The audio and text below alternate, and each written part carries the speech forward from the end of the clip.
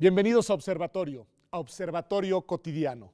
El día de hoy tenemos con nosotros aquí en TV UNAM a una invitada especial. Está con nosotros Leilani Fara, quien es la relatora especial de las Naciones Unidas sobre el derecho a una vivienda adecuada. Leilani, es un gusto tenerte con nosotros aquí en TV UNAM. Y la primera pregunta que te haré es una pregunta muy general, pero que ayuda a nuestro auditorio a entender cuál es, digamos, el tema principal que nos ocupa. Y es, ¿qué se entiende desde el punto de vista de la ONU por una vivienda adecuada? Muchas gracias por invitarme. Bueno, bajo la Ley Internacional de Derechos Humanos, el derecho a la vivienda adecuada no es algo estrecho, no significa nada más tener 4 paredes y un techo, significa algo mucho más amplio, es el derecho a vivir en un lugar tranquilo, con seguridad y que sea digno. Entonces, bueno, si nos preguntamos qué significa digno, pues me parece que es obvio, necesitamos vivir en algún lugar en donde haya agua potable, en donde haya saneamiento, electricidad, que haya calles, carreteras, acceso al transporte, servicios educativos, escuelas cerca, que haya empleo. Todo esto son los componentes más importantes. Ahora, aquí conocemos también la seguridad de poder permanecer en un hogar, que no tenga uno miedo a terminar desalojado. A lo que me refiero es que yo necesito que la gente esté tranquila, que no esté todo el día preocupándose de y hoy voy a perder mi casa y me van a desalojar, etcétera. Es una definición muy amplia y por lo que alcanzo a ver está vinculada con una gran cantidad de derechos, de otros derechos humanos. ¿Cuáles serían algunos de esos otros derechos íntimamente vinculados con el derecho a la vivienda adecuada? Esa es una muy buena pregunta. Bueno, el derecho a una vivienda adecuada es lo que conocemos como un pulpo. No sé si te has fijado que los pulpos tienen muchos tentáculos, es lo mismo aquí. En mi trabajo lo que siempre veo es una conexión muy intrínseca entre el derecho a la vivienda y el derecho a la vida, porque imaginemos no tener hogar, no tener una casa, ser indigente o vivir en las calles o en la banqueta o en un auto abandonado. Hemos visto todo tipo de situaciones y circunstancias parecidas. Sabemos que la gente que vive en esas condiciones, en ese estado, es más probable que mueran o que contraigan algún tipo de enfermedad que podrían terminar en la muerte. Enfermedades, por supuesto, que se pueden prevenir. Entonces, aquí también tenemos el derecho a la salud. También hay una conexión muy cercana entre lo que conocemos como discapacidades psicosociales y el derecho a la vivienda. Pero, por supuesto, hay otros derechos que se ven truncados, por ejemplo, el derecho a trabajar. Si vivimos en un lugar inestable o en un lugar periurbano muy lejano a donde se encuentra el trabajo físicamente, pues entonces eso también se ve afectado. La educación, por ejemplo, en muchos casos las familias se ven reubicadas a lugares, a sitios en donde no hay escuelas, ni preparatorias, ni universidades. Entonces, no sé si me explico, no sé si vemos cómo interactúan con diferentes derechos humanos. Una cuestión que me parece muy importante es, una vez que nos has ayudado a entender que el derecho a la vivienda adecuada es un derecho vinculado con una multiplicidad de derechos, saber si se trata de un derecho más bien orientado a las ciudades, es decir, a las viviendas urbanas, o si en realidad lo mismo vale para otros tipos de vivienda en otros, digamos, tipos de territorios. Bueno, el derecho a la vivienda adecuada obviamente tiene que ver con gente que está en un contexto rural y un contexto urbano, pero permíteme ser honesta. Ahora yo pienso que lo que estamos viendo es el énfasis en las ciudades, porque las ciudades están creciendo rápidamente, entonces no se están cumpliendo las necesidades y este es un fenómeno global. Yo creo que ustedes no nada más lo ven en México. Aunque aquí el ejemplo sería que la gente se muda desde el campo hasta las zonas urbanas, donde terminan viviendo en asentamientos irregulares. Y quiero que se sepa que lo que está sucediendo aquí se está dando en otros lugares del mundo. Entonces, sí nos estamos concentrando en la vivienda en el área urbana, pero no debemos olvidar del también derecho a la vivienda el problema adecuada, rural. que creo que es muy importante, es la dimensión del respeto cultural, del respeto a las culturas. ¿Cómo lograr ese respeto a la cultura cuando las personas han migrado, como nos dices, a los grandes centros urbanos. Me imagino que ese ha de ser un desafío mayúsculo. Sí, es un gran reto, de hecho a nivel global, porque la migración se está dando de una forma que nunca habíamos presenciado. No nada más están migrando de un país a otro, sino también dentro de un mismo país. Entonces cambian de cultura, porque el contexto cultural urbano, el rural es muy diferente. Entonces esto es todo un problema. Ahora, lo que me gusta mucho de los derechos humanos como una forma de entender la vivienda y una forma de practicar la vivienda adecuada es que entiende la discriminación y la igualdad y trata de abordarla correctamente. Entonces, el derecho a la vivienda reconoce la diferencia y nos dice que debe abordar las diferencias. Ahora, no digo que sea una tarea fácil. Obviamente necesitamos estar instruidos en esto porque la población tal vez esté acostumbrada a vivir entre ellos mismos nada más y cuando llega alguien nuevo, pues lo ven como alguien de fuera, alguien diferente.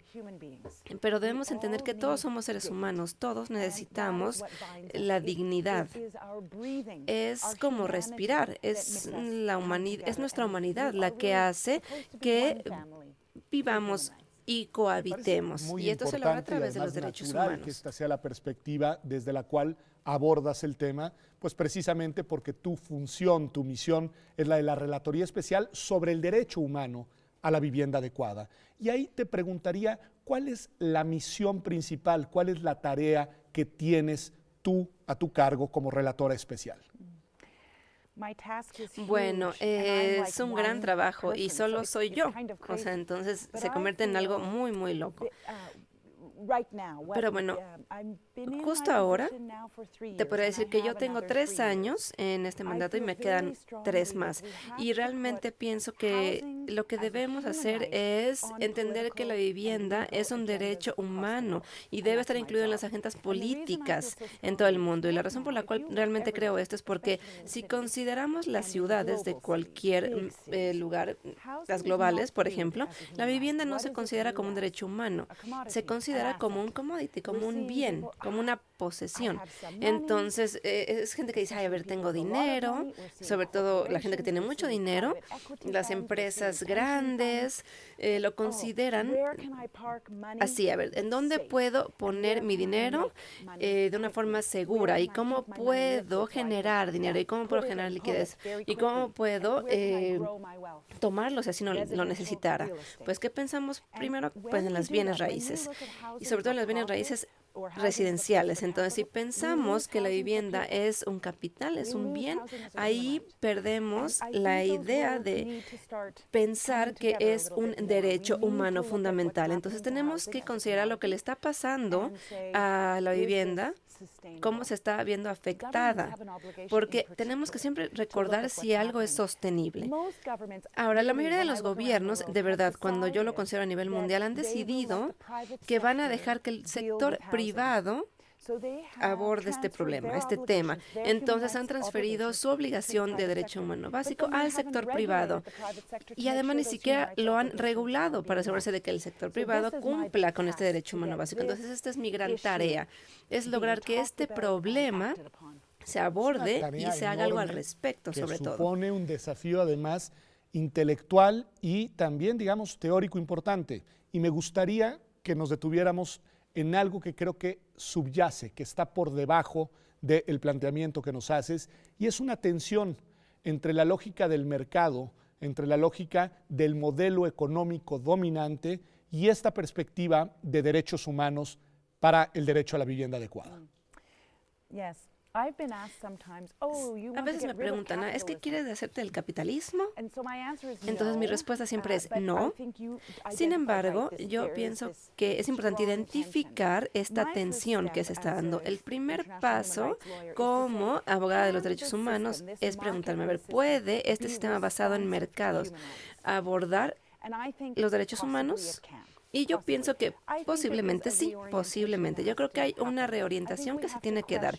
Yo creo que tenemos que entonces cuestionarnos lo siguiente. A ver, el crecimiento del capital, por ejemplo. ¿Habrá algún límite a este crecimiento o debería haber un límite a este crecimiento o a las ganancias que se pueden dar a través de este crecimiento? Es una pregunta amenazante, por supuesto, ¿no? Pero no, yo me daba cuenta ayer, por ejemplo, leyendo el artículo sobre BlackRock.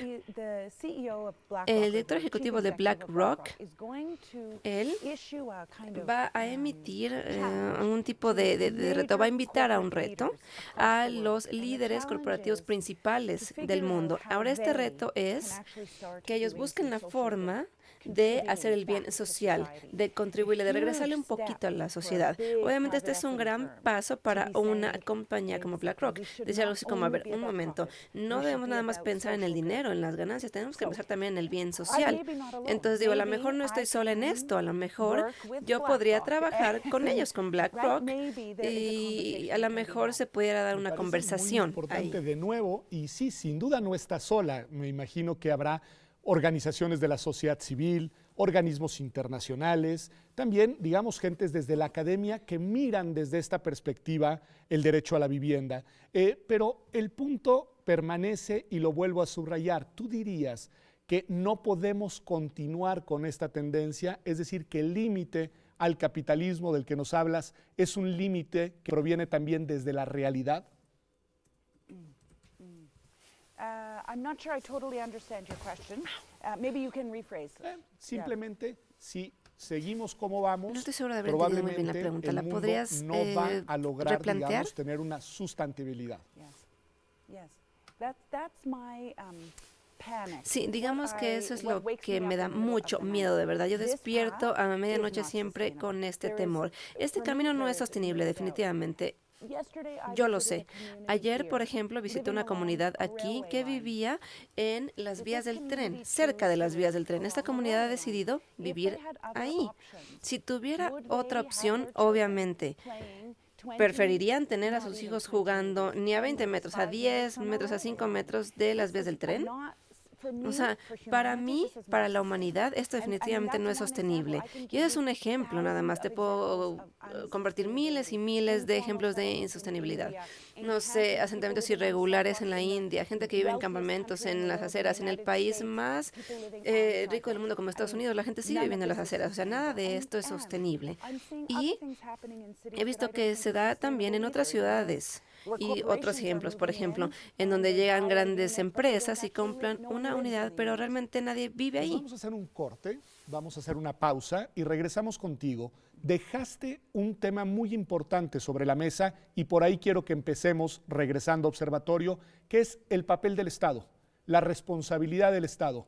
¿Qué es lo que deberían de estar haciendo los estados, no solo el Estado mexicano?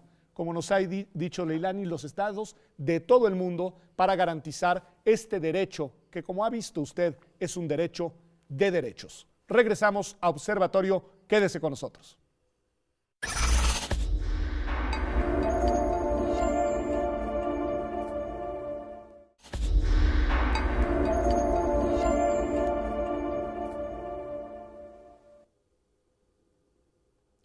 Ya estamos de regreso en Observatorio Cotidiano. Estamos hablando con la relatora especial de la ONU sobre el derecho a la vivienda adecuada, Leilani Fara, y nos decías, Leilani, en el corte anterior, en el segmento anterior, que los estados tienen una responsabilidad muy importante y lo más importante quizá es que la han ido abandonando. Los estados han ido dejando en manos de los privados todo lo que tiene que ver con el manejo, con la gestión de la vivienda.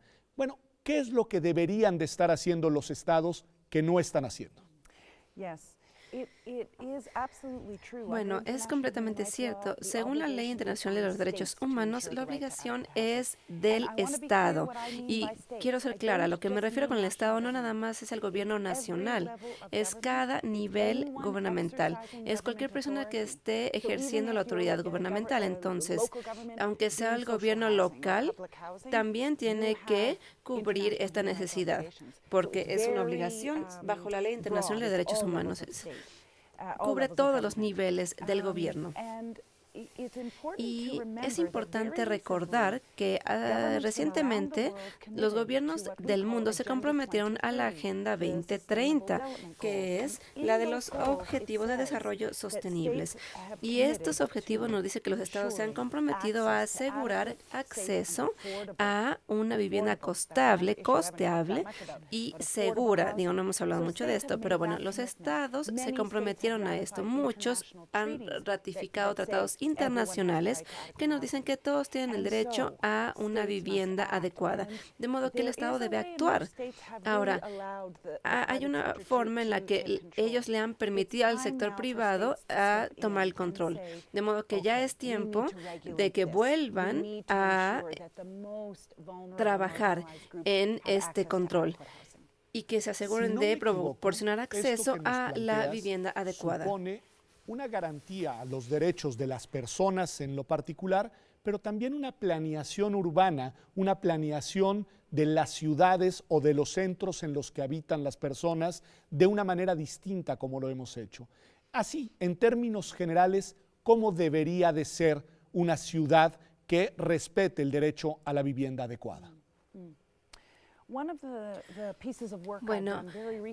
recientemente he trabajado en un informe que se basa en estrategias, pero que consideran los derechos humanos. No dice cómo debe manejarse una ciudad, más bien nos dice cómo los gobiernos a diferentes niveles deben seguir estrategias basadas en derechos humanos en cuanto a la vivienda, es decir, con características específicas para asegurar de que la gente pueda disfrutar de la ciudad como debe ser. Lo que es muy importante ahora, creo yo, es que la gente que logra que la ciudad funcione realmente viva ahí, si no, la ciudad termina siendo un aeropuerto, algo muy estéril.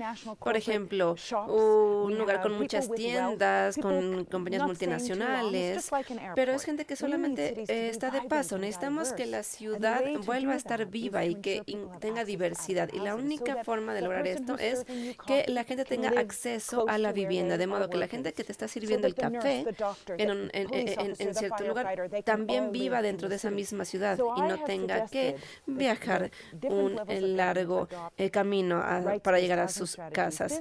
Entonces, esto significa tener una estrategia que asegure una forma de regular el sector privado y que excluya de una vez por todas la discriminación. Es decir, que se basa en principios fundamentales y tiene que ser la base de la planeación de nuestras políticas. A nivel ciudad necesitamos leyes de zonificación para tomar en cuenta el derecho a la vivienda adecuada. Necesitamos también abordar la parte financiera para recordar lo que significa esto para una vivienda adecuada.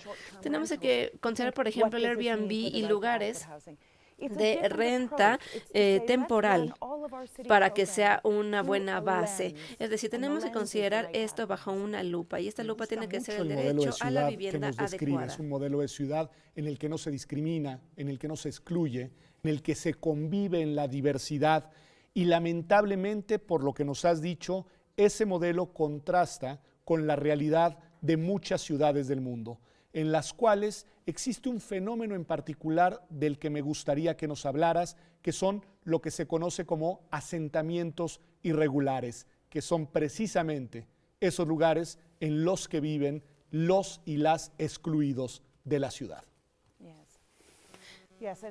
Sí, y de verdad es un fenómeno global. Los asentamientos irregulares se están aumentando rápidamente. La gente tiene que emigrar de algún lugar más alejado a las ciudades y ahí es donde definitivamente no pueden costear la vivienda porque es más costosa. Entonces termina excluyendo una gran porción de la población. ¿Y qué puede hacer la gente? O sea, la gente tiene que vivir en algún lado. O sea, tienen que tener acceso a una vivienda porque los seres humanos somos resilientes. Somos una especie que va a seguir, obviamente. Pero esto es un gran problema que incluso viene en la Agenda 2030. También tenemos que abordar los asentamientos irregulares de una forma positiva, obviamente. En mi opinión, tiene que ser desde un punto de vista de los derechos humanos, en donde la gente necesita que se regularicen. es decir, que sean legales. La gente necesita tener acceso a su tierra, tener un título a su tierra. Necesitan no temer a un desalojamiento porque alguien quiere comprar su tierra y poner un centro comercial, ¿no? Este es un problema real.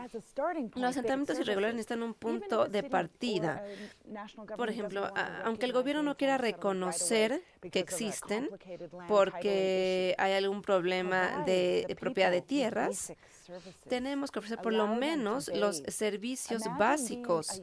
Imagínense ser una niña de 14 años, de 15 años, que no tiene un lugar privado para bañarse. Imposible. Tenemos que dar a la gente acceso a la electricidad.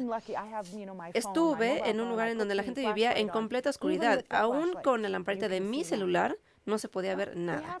Entonces, necesitamos dar a la gente su dignidad. Ese es el punto de partida. Y bueno, estoy escribiendo un reporte sobre asentamientos regulares. Es parte de la razón por la cual vine a México, para ver qué está pasando aquí, cuál es la situación. Después voy a ir a Estados Unidos, porque como les decía, no es un problema nada más de los países emergentes. Tenemos que ver también lo que está pasando en los países desarrollados, donde sí también es un problema. Entonces, yo espero que este informe pueda ser incidente y realmente pueda provocar que los gobiernos se den cuenta que es un problema que afecta a la dignidad, el derecho a la salud. De nuevo a nuestra reflexión y que se parece mucho al que ya platicamos hace algunos minutos sobre los límites reales al capitalismo, y tiene que ver con un derecho que problematiza con estos otros derechos, que es el de la propiedad privada. ¿Cómo tratar el tema de la propiedad privada cuando pensamos en estos modelos incluyentes de ciudad fundados en el derecho a la vivienda adecuada? Sí, es ahí en donde veo que el Estado tiene que empezar a actuar y debe tener una posición un poco más fuerte, porque por supuesto, aquellos que tienen propiedades, tienen mucha influencia en este poder, como desarrolladores, como constructoras, y es aquí en donde el Estado tiene que empezar a involucrarse. Por ejemplo, yo lo he visto en algunas ciudades que dicen, por ejemplo, cualquier nuevo edificio o desarrollo que se construya tendrá al alcalde involucrándose, diciendo que 25% de las unidades que se van a desarrollar tienen que ser costeables. Ahora podríamos empezar a preguntarnos qué es costeable, que no lo es, pero bueno, aparte de esto, tiene que haber una posición clara ante la propiedad privada. Es decir, a ver, ¿quieres esta tierra? Perfecto, úsala, pero parte de la ganancia va a irse a ofrecer unidades de vivienda costeables. Estos son los mecanismos que algunos estados ya pueden usar. La parte fiscal, por ejemplo, en algunas ciudades hemos visto que el gobierno dice, a ver, si quieres tener la especulación inmobiliaria, perfecto, pero entonces vamos a pedirte una tasa fiscal mucho mayor, un impuesto del 20% en lugar del 10%, porque obviamente ese tipo de especulación aumenta el costo de la vivienda para todos. De modo que el Estado tiene que crear sus propios mecanismos y obviamente que funcionen dentro de su contexto, porque cada contexto es diferente. Pero yo sé que no es fácil, porque obviamente el gobierno depende del capital del sector privado. A contar el día de hoy, no solamente para México, sino para el mundo. Me parece muy importante el modelo de sociedad al que nos invitas a pensar, una sociedad en el cual se convive desde la diversidad y en el cual la riqueza, el privilegio y el poder económico no marcan la pauta y no llevan el liderazgo de la convivencia colectiva. Y me parece también muy importante el informe que estás trabajando y que estás preparando, y también te deseo aquí desde TV UNAM, desde la universidad, que ese informe que trabajas tenga la incidencia, tenga la influencia, tenga el impacto y tenga la capacidad transformadora con el que tú lo estás trabajando. A mí me entusiasma tu entusiasmo, me entusiasma tu energía, y te agradezco a nombre de la universidad, pero también a nombre de las y los mexicanos, el hecho de que hayas estado el día de hoy aquí, no solamente en TV UNAM, sino en nuestro país, viendo lo que sucede y viendo lo que sucede para las personas que se encuentran en la situación de marginalidad y que nosotros deberíamos de hacernos cargo de incluirlas. Muchas gracias a usted por habernos acompañado a este programa especial de Observatorio Cotidiano. En verdad, gracias, y nos vemos aquí como todas las semanas, el próximo martes en TV UNAM.